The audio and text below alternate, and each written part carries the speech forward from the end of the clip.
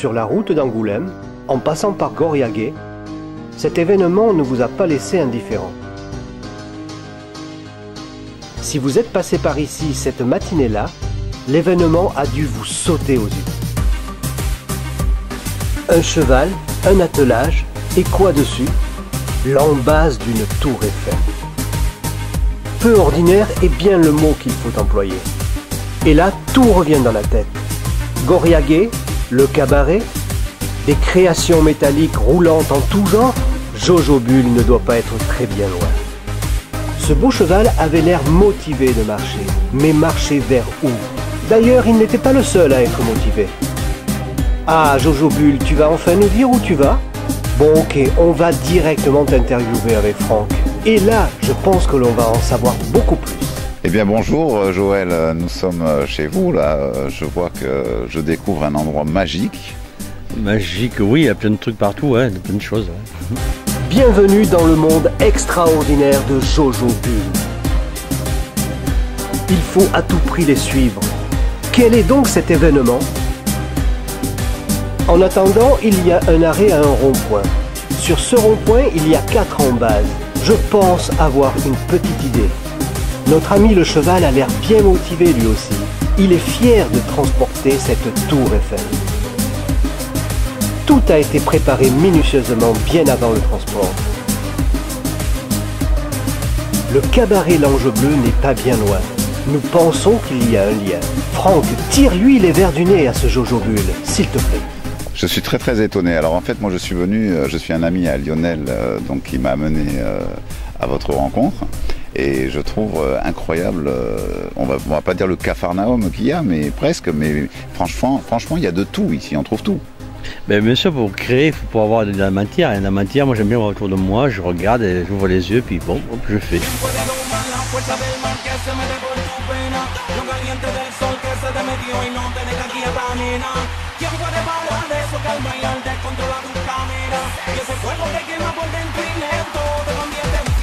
Bon, ok, c'est bien beau de transporter une tour Eiffel, de la placer sur un rond-point, mais il faut qu'il y ait des embases bien solides. À présent, maintenant, on va se la jouer parade. Suivons cette petite troupe. Ah, nous passons sur le pont de l'autoroute. Les conducteurs en passant garderont un certain mystère dans leur tête. Ou alors ils feront le lien. Goriagué, L'Ange Bleu, Jojobul. Oula, oula, attention, un pont ça monte mais ça descend aussi. Retenez, retenez tout.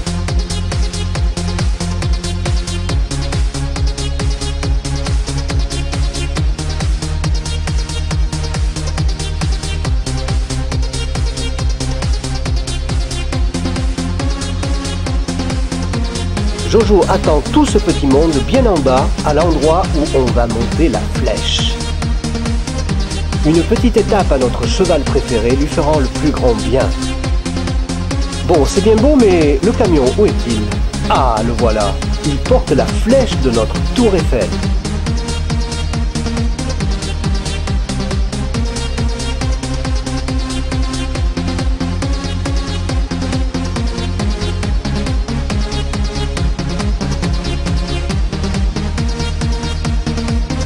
Jojo est en train de se dire « J'espère qu'elle marche ta grue. J'ai pas envie de mettre la flèche moi-même de mes propres mains. »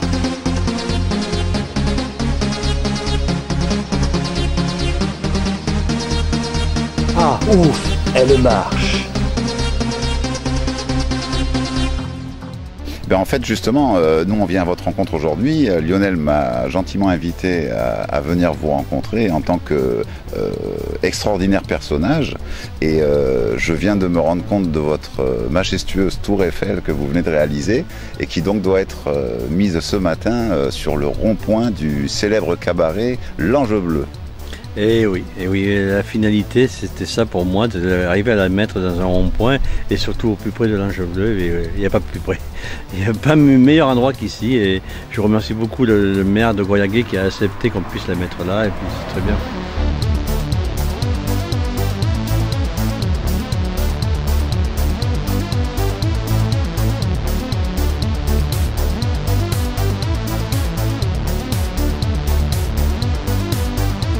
Allez, on va placer cette flèche maintenant.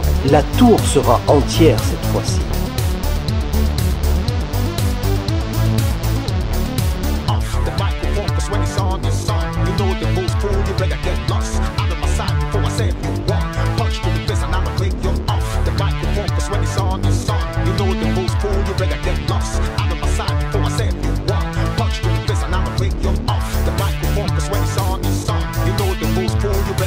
C'est comme un jeu de mécano, mais avant, il a fallu bien sûr la construire.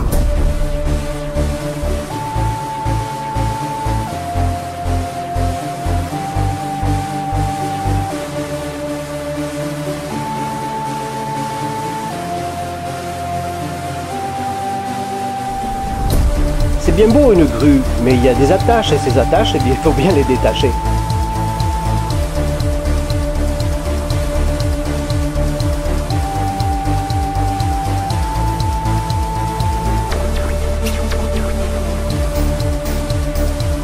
Pendant ce temps-là, notre cheval préféré est bien chouchouté. Mais dis-moi Jojo, ce rond-point où va être placée la tour Eiffel, il est placé à un endroit stratégique, non? C'est quelle avenue déjà? La rue de Guénard qui est à Goyagué va devenir une avenue, ça va être assez extraordinaire où on va pouvoir exposer plein de choses. Extraordinaire, je dirais pas extraordinaire, pour moi ça paraît d'une simplicité totale qu'elle devienne une avenue dans le sens où c'est comme Paris, la tour Eiffel, l'avenue des Champs-Élysées, l'avenue de la tour Eiffel, voilà. Donc si on met une tour Eiffel, automatiquement ça va devenir une avenue. Ah ouais, vous voyez ça comme ça, oui. Ouais. J'ai sûrement bien imaginé comme ça moi aussi, oui. Pas de souci, oui. Alors là, c'est le clou de la matinée. Les automobilistes de la route Bordeaux-Angoulême n'en croient pas leurs yeux. Une tour Eiffel passant sur un pont. C'est peu commun, mais c'était visible ce matin-là.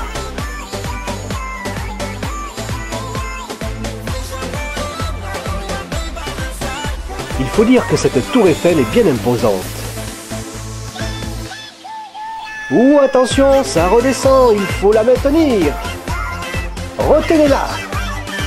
Allez, faites chauffer vos chaussures. Un petit tour de rond-point et tout le monde se met en place. Il y avait un charmant petit comité d'accueil à ce rond-point. Et une personnalité que tout le monde connaît, la Lune. En tout cas, voilà, moi j'ai été très étonné de cette réalisation. Je voulais savoir un petit peu, cette tour Eiffel mesure combien à peu près? Alors elle fait entre 10 et 11 mètres, tout dépend de la flèche qu'on lui met en haut. On met les antennes dans la vraie. La vraie c'est 330 mètres, je crois, un truc comme ça. Oui, c'est ça. Mètres, voilà. Et elle pèse 1 tonne 100. Voilà, elle n'est pas très lourde. Enfin, pour son volume, ça va. Et elle tient bien arrimée au milieu du rond-point, comme ça, il n'y aura pas de souci. Notre cheval préféré a fini son travail. On lui sort son attelage et on le met en repos afin d'admirer la pose exceptionnelle de cette tour Eiffel. Il faut à présent tout sortir. Dévisser tout le système d'attelage, bien maintenir l'ensemble également.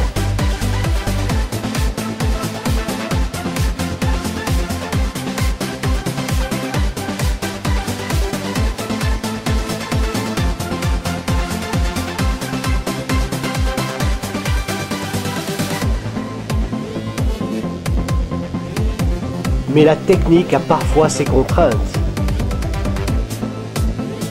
Et oui, pour placer la tour Eiffel sur le rond-point, il faut encore déposer la flèche. Un grand hommage aux bénévoles, ainsi qu'au service technique de Goyagué.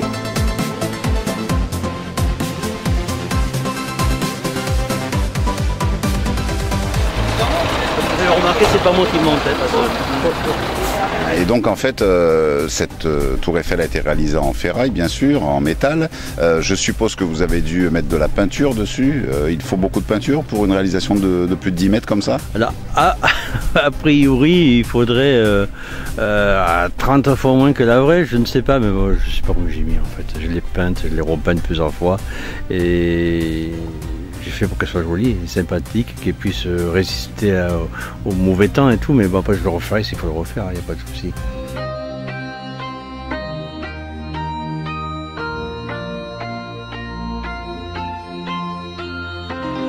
Allez, c'est reparti.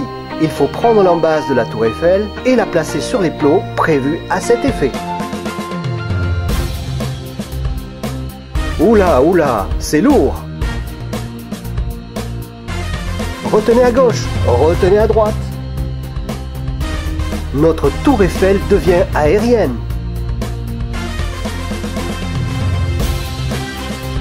Allez Jojo, un coup de main s'il te plaît.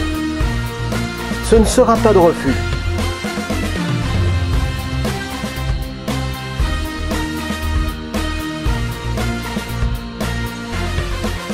Toi qui l'as fabriquée entièrement, et tu dois aussi la poser.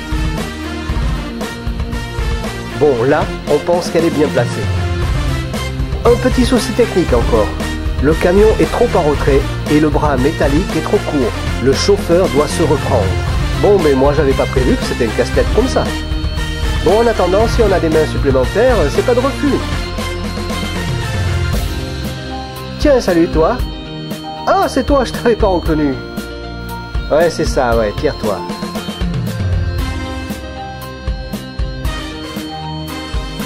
Allez, maintenant que le camion est bien placé, on soulève l'embase et on la replace bien sur les plots.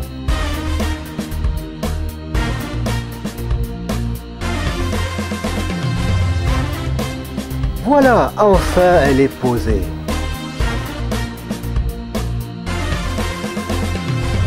Notre tour Eiffel est bien droite. Elle présente vraiment bien sur son rond-point. Bon, ben c'est pas le tout, mais la flèche, quand est-ce qu'on la met?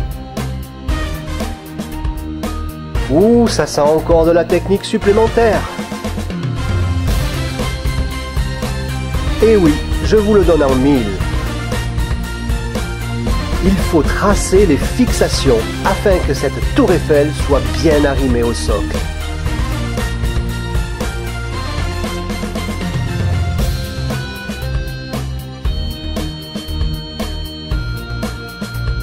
On trace l'endroit des filetages.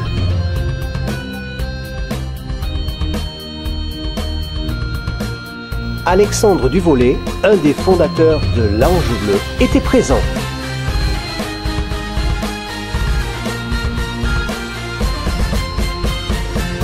Il ne voulait rien louper. C'est à la fois technique. Un mastodonte tel que la tour Eiffel doit être bien posé et bien arrimé.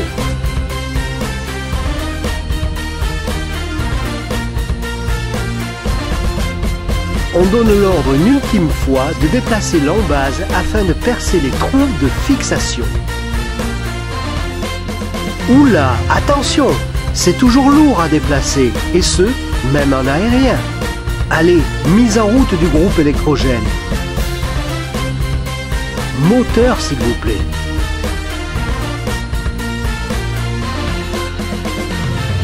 Fixation à plus de 20 cm. Ça fait de très gros trous. Ah tiens, notre ami le cheval a fini sa journée et tire sa révérence. Merci à toi pour tes précieux services. Retournons à la perforation. Coupage des tiges de fixation. Et positionnement des barres. Attention, Jojo les veut bien droites surtout. Pour Alex de l'Ange Bleu, il faut que tout soit solide, et on peut le comprendre.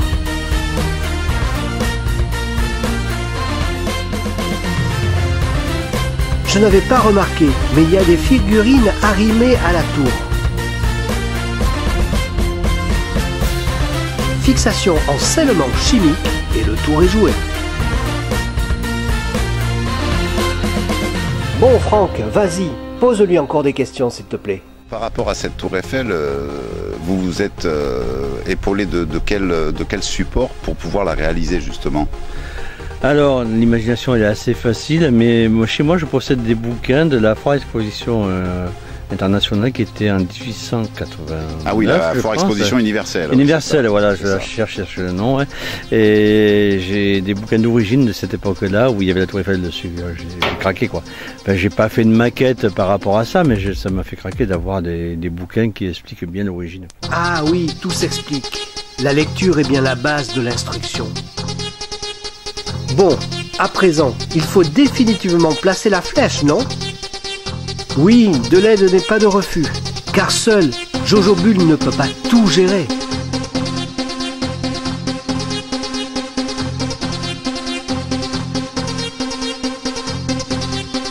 Franck, pose-lui une dernière question. Une question toute bête qui me vient à l'esprit, c'est quel est votre futur projet? Alors le futur projet, il y en a plein. Hein. Déjà au niveau de l'avenue de Guénard, en fait, qui est une rue mais très large, qui va devenir vraiment une avenue parce que maintenant tout le monde est d'accord, surtout les habitants de la rue de Guénard. De l'autre côté, il y aura un rond-point qui va être avec une locomotive ancienne et quelques wagons à l'effigie du vin de Bordeaux, ou des produits de la région, et surtout de l'humour au niveau du rond-point qui est un peu plus loin, où il y aura ma navette spatiale que j'ai fait avec une parodie de l'Inouï. Voilà, je ne dis pas plus, il faudra le voir pour... Oui, bien sûr, voilà. gardons le secret, mais enfin bon, ça me fait penser effectivement que votre cerveau est en ébullition permanente, et puis que donc des idées, c'est pas ce qui manque, quoi. C'est peut-être pour ça que je m'appelle Jojo Bull, je sais pas, non, c'est pas ce que je fais au début. Cette flèche se rapproche de son embase, et ce, pour de bon.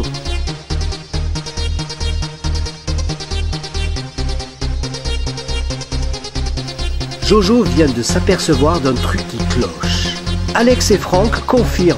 La flèche est un peu de travers. Elle sera redressée au plus vite.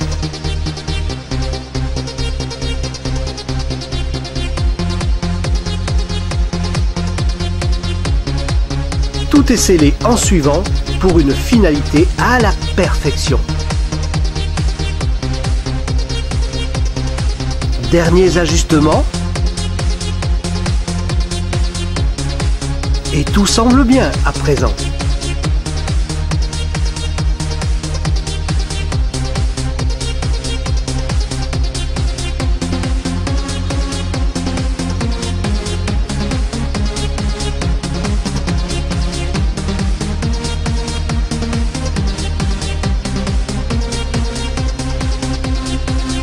Le chauffeur du camion, bienveillant au demeurant, est en fin de journée et nous salue.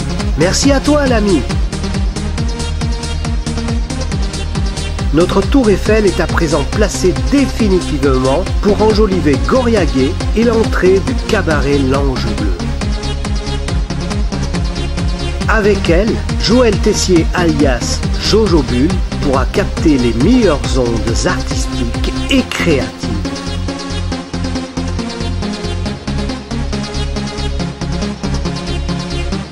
L'avenue de la rue de Guénard sera, et cela sans aucun doute.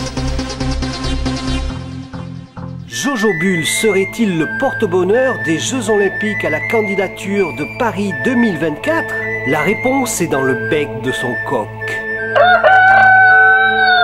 Eh bien, écoutez, Jojo Bull, merci beaucoup, et puis au plaisir de se revoir sur une nouvelle exposition, un nouveau projet ou une nouvelle idée. À très bientôt. Au revoir, merci. Au revoir. Jojo, tu es humble, vrai, généreux, loyal et droit. Sûrement qu'un jour, une rue portera ton nom. Ne fléchis jamais, même si la tour n'est pas éternelle. Brouille les données de la vie. Tourne, tourne comme une clé. Et ferme la porte de tout ce qui est mauvais, car tu es soudé au rêve comme les métaux que tu transformes en véritables mines d'or. Vis tes rêves et canalise les nôtres, car simplement et sûrement, tu as toutes les clés du bonheur.